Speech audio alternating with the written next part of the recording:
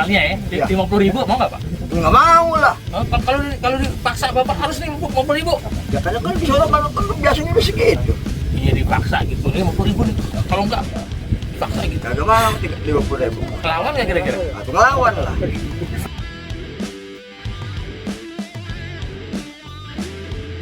Pengennya masih pengen di sini aja sih. Oh nggak mau pindah, karena merasa ini tanah kelahiran. Kelahiran kita. Oh itu lahir di sini.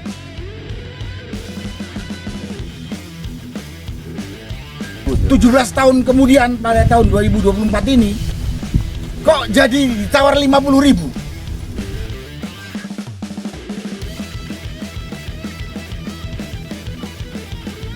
Dari sini kelihatan bahwa pengembang ini sudah mengendalikan aparat. Ini yang bajingan nggak tahu siapa, aparat atau pengembang. Mari kita bangkit melawan. Tidak bisa ini dibiarkan seperti ini. Allahu Akbar.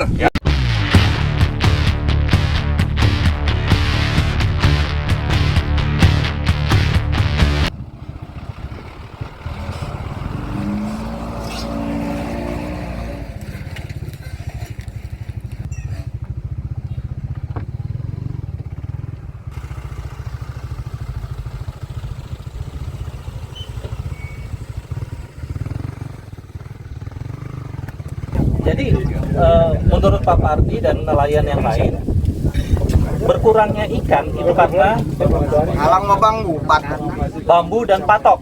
Oh, bambu patok itu kan bambu dia tancap-tancap gitu. itu bambu dan patok gitu, dari siapa itu? nggak tahu dari siapa Oh, kurang tahu saya. bukan proyek ini, Tik 2 bukan? Kurang tahu dah. Oh, Jadi tadi masyarakat di sini kan banyak nelayan ya. Jadi setiap hari mereka ke laut. Ya ke laut nyudu rebon gitu. Nah, Udang, ngejalan udang gitu. Itu setelah proyek ini tentunya mereka kegiatan mereka untuk mencari nafkah itu kan jadi terganggu dan malah berkurang tadi Pak. Betul gitu Pak ya? Iya. Bapak udah berapa tahun Pak di sini Pak? Saya, Ya. dari kecil kayaknya nih. umur saya udah 60 kayaknya. Dan Bapak berarti 60, ya 61 apa 60 lah. Saya Waduh. waktu itu nggak tahu lahirnya, tanggal lahirnya nggak tahu. Lagi zaman saya makan nasi bulgur jagung. Zaman PKI gimana waktu Nggak tahu PKI kurang tahu dah. berarti Zaman bulgur jagung udah di sini. udah ingat satu mah. jadi Bapak ini adalah orang asli sini. Asli sini. Dan sekarang gimana rasanya kalau Bapak tergusur dari sini? Tapi ya kalau sesuai dengan harga sih nggak jadi masalah saya mah. Oh. Kalau sesuai dengan Tanjung Burung antara Alar Tanjung Burung gitu sama gitu. Tanjung Burung berapa di sini berapa Pak? Kalau misalnya Tanjung Burung 3 juta di sini 3 juta nggak jadi masalah, warga sini kan urut semua Pak. Oh, di sini berapa Pak? Nggak tahu dong, kurang tahu juga. Tapi nyatanya sekarang dikasih berapa katanya? Kurang tahu saya mau belum ngeliat ini sih. Itu Bapak nggak sendiri bisa. punya lahan di sini? Punya saya. Berapa meter Pak?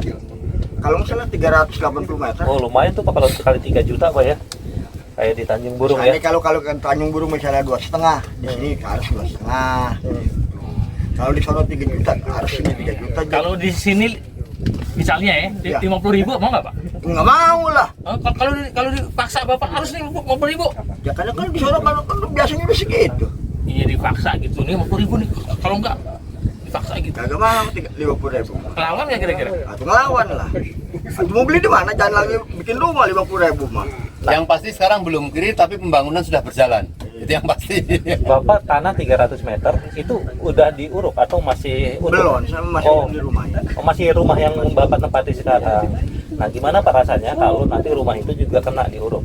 Ya itu mau pakai rame-rame ya. Oh, Kalau mau pakai rame-rame sebenarnya duruk, ya duruk silakan duruk tapi harganya dengan sesuai. sesuai.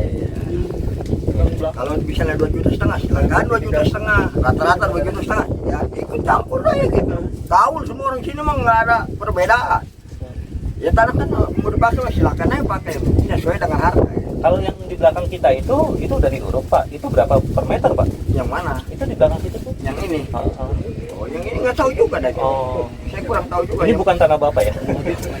Tapi tanah Bapak tanah darat ya Pak ya? Ini tanah darat. Dan itu jirik Pak. Itu sertifikat. Oh, sertifikat. Nah, siap ya. Mana sertifikat ya? kuat sekali tuh Pak. Belum tahu udah saya mau itu membutuhkan sampai pensiun aja. Dan Bapak tinggal di situ udah 60 tahunan. Iya. Saya mah lepas di Tangerang ya terus-terang nih. Kamu sih kan udah 2 gitu bulan. Nyasar. Ke Tangerang nyasar. Nyasar. Nanti nggak Kalau nggak ngerti Tangerang juga ya? Iya. Kalau jalan nggak misalnya ke Tangerang gitu, mau ke Waci gitu. Kiri-kirian bawa motor memandu sama. Asalnya asal pergi. Parani lagi memandu. Jadi orang kagak tahu sama.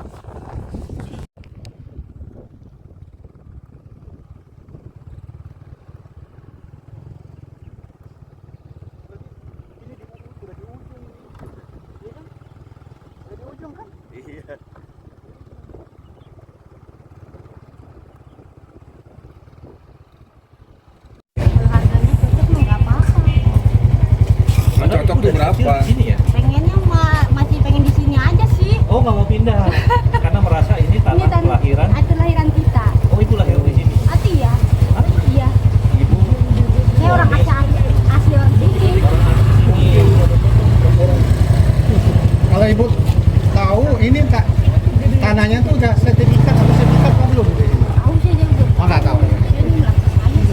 Oh iya biasa ibu rumah tangga. Ibu rumah tangga. Taunya ulekan aja. Ada masa. Hmm.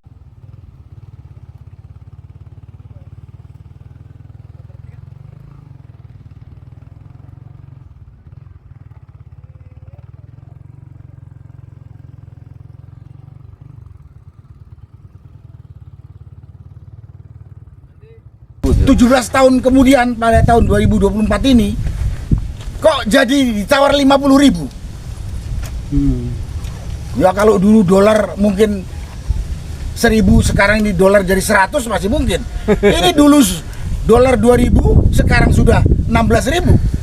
Harusnya logikanya naik kan. Betul. Nah, itu kan aneh dan ajaib gitu kan. Makanya kami datang kemari. Dan banyak sekali penindasan yang kemarin sudah disampaikan oleh Pak Saididu dan sudah disampaikan kepada penyidik di Polres Tangerang. Karena setelah Pak Saididu selesai dipanggil, kita ketemu sambil cerita seperti itu. Dan ada yang lucu lagi, saya barusan dapat informasi, ada namanya Bule. Bule siapa itu? Oman boleh? Oman Bule. Habis ketemu Saididu, dia dipanggil polisi dan Masih berjalan proses. dimintain keterangan atau di BAP. BAP.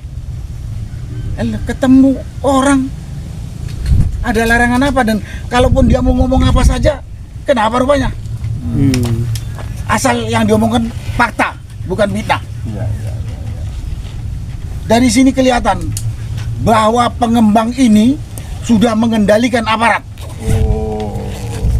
Ini yang bajingan nggak tahu siapa, aparat atau pengembang, atau dua-duanya. Nah, itu dia. Dua-duanya. Kasihan, lihat di belakang ini. Jadi dengan kondisi begini harapan Pak Jenderal apa? Harapan saya pemerintah itu mikir dan memutuskan dengan logis.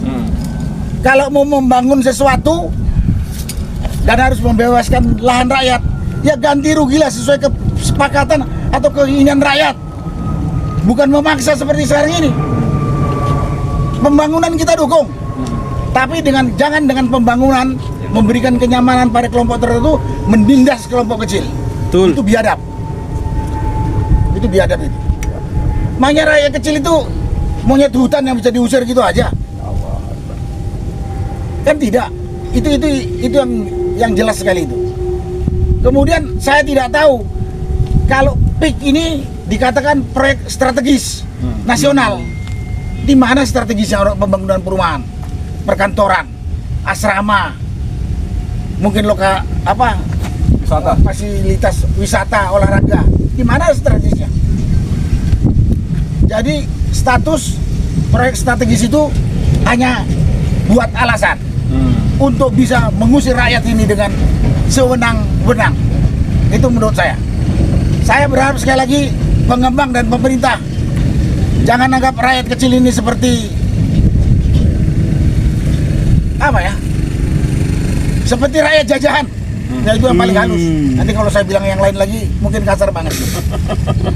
Kalau mau bangun di sini koordinasilah dengan harga yang wajar, harga yang berlaku saat ini. Bukan ada supaya bisa dibeli murah, NJOP-nya diturunkan. Kok nggak malu gitu loh? Kok nggak malu? Mau merasa rakyat kecil. Itulah yang bisa saya sampaikan pada kesempatan ini. Masih banyak lagi. Sedikit Pak Jenderal, boleh ya? Iya. Ini kan pensiunan tentara. Sementara kita dengar di balik perusahaan ini juga banyak tentara. Ada himbauan apa kepada para kolega nih? Tentara-tentara jenderal-jenderal ini? Kepada pemerintah, termasuk itu kepada tentaranya, polisinya, aparat Pemda di sini. Kau juga rakyat. Kau juga rakyat. Dan pada waktunya kau juga akan menjadi rakyat jelata. Rasakan kau tidak enaknya, rasakan sakitnya kalau digusur seperti hewan, seperti sekarang penduduk yang ada di tempat ini. Jadi jangan mau kau digunakan untuk kepentingan kelompok tertentu. Kau digaji oleh rakyat itu untuk kepentingan negara, bukan kepentingan pengembang atau pemerintah yang miring. Itu yang saya sampaikan kepada aparat. Gaya tentara beda memang saat ini. Kita sekarang yang agak lembut tapi tetap kencang. Bakaran batu bara. Siap, Bang Edi. Assalamualaikum warahmatullahi wabarakatuh. Alhamdulillahirrahmanirrahim. Allahumma sholli ala sayyidina Muhammad. Ya, kita memang memaksakan diri untuk datang ke lokasi ini karena kezoliman sangat nyata terjadi dan masih terjadi dan akan terus terjadi. Dan ini harus kita lawan. Siapa yang harus melawan? Rakyat bersama-sama. Jadi saya berharap dengan nanti kita menyiarkan apa yang kita suarakan di sini, itu rakyat paham apa yang terjadi, kezoliman seperti apa yang terjadi di sini. Karena kalau kita bicara kepada pemerintah, justru pemerintah menjadi salah satu pelaku utama kezoliman ini. Pelaku utama. Kita berharap DPR itu tersandra. Kita berharap konglomerat, ya memang mereka sudah biasa melakukan kezoliman seperti ini. Maka tinggal harapan kita kepada rakyat. Oleh sebab itu, datang ke lokasi untuk melihat langsung dan bisa disaksikan ini pengurukan terjadi. Ada rumah yang hampir tenggelam ya. Tenggelam diuruk oleh tanah dan batu dan sebagainya itu. Ini nyata begitu. Nah, ini merupakan kelanjutan dari kezoliman rezim yang terjadi pada bulan September yang lalu di Rempang. Bulan September 2023. Itu aparat negara, polisi, tentara itu represif kepada rakyat. Mereka memperlakukan rakyat seperti penjajah orang-orang jajahan. Ini sama juga seperti ini. Berarti mereka bertindak sebagai penjajah dong ya? Mereka penjajah. Kalau memperlakukan sebagai orang jajahan, ya, maka mereka bertindak sebagai penjajah. Betul, dan pimpinan penjajahnya itu namanya Joko Widodo. Gubernur jenderalnya. Gubernur jenderalnya. Kenapa? Karena dialah yang menerbitkan status proyek ini sebagai proyek strategis nasional. Proyek ini dengan status PSN itu mendapat banyak status istimewa. Termasuk pemerintah itu misalnya mempercepat pembebasan lahan, penerbitan izin, tapi juga menggunakan alat negara, ASN, polisi, tentara, dan yang lain-lain. Preman. Ya, preman itu saya kira jangan lupa. Justru preman dulu di depan. Ya, rakyat ditakut-takuti. Dan ini atas apa? Atas dasar kebijakan Joko Widodo menerbitkan Permenko nomor 6 2024, merubah status PIK yang tadinya ini perusahaan swasta menjadi mendapat status PSN. Tanggal berapa itu? Tanggal 18 Maret 2024. Kenapa sampai bisa dapat status PSN? Ternyata kalau kita telusuri ke belakang, ini pemilik proyek ini itu terdaftar di Bursa Jakarta. Adalah Pani ya. Nama kode perusahaannya itu Pani, pemiliknya itu Agung Sedayu Group atau Aguan bersama dengan Antoni Salim atau Salim Group.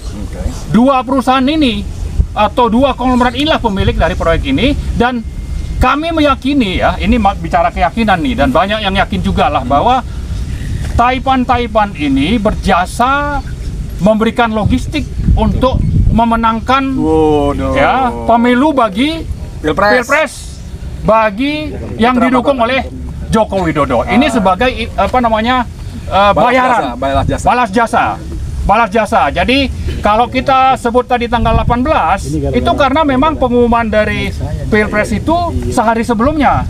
Begitu diumumkan, nah besoknya keluarlah PSN yang 14 proyek itu.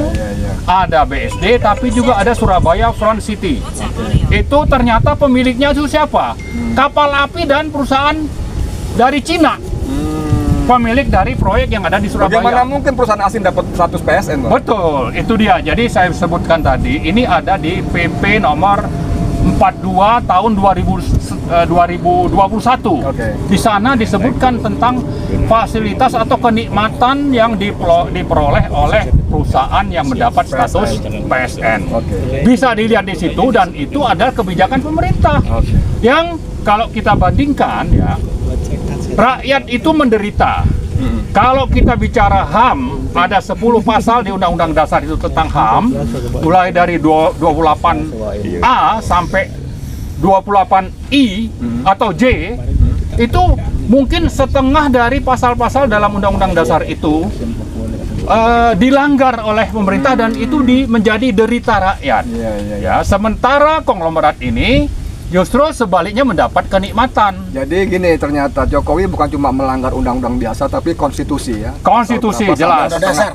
Ya, betul. Jadi karena itulah kita berharap sebetulnya di samping mengingatkan pemerintah untuk membatalkan proyek ini, memulihkan dan mengganti rugi rakyat yang sudah digusur ini, juga kita minta ini para konglomerat ini untuk punya hati nurani, ya jangan sekedar mengejar keuntungan, menggunakan uang untuk menghalalkan segala cara. Jangan sampai hati nuraninya diambil rakyat seperti betul. Bangladesh itu.